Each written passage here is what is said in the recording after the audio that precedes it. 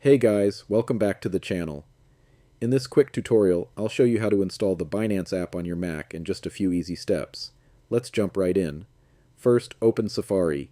You can do that by clicking the Safari icon in your dock, or by using Spotlight Search. Just press Command plus space, type Safari, and hit Enter. Once Safari opens, head over to Binance.com. That's the official Binance website, so make sure you're not using any third-party links. Now, look at the top of your screen and click on File in the menu bar. From there, select Add to Dock. A small pop-up will appear. You can rename it if you want, but I'll leave it as Binance. After that, click Add, and you'll see the Binance icon appear right in your dock. Here's the cool part.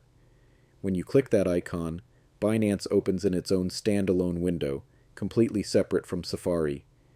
Even if you close Safari, Binance stays open like a native Mac app. And that's it. You've successfully installed Binance on your Mac as a standalone web app. If this tutorial helped you out, don't forget to like the video and subscribe for more Mac tips and installation guides.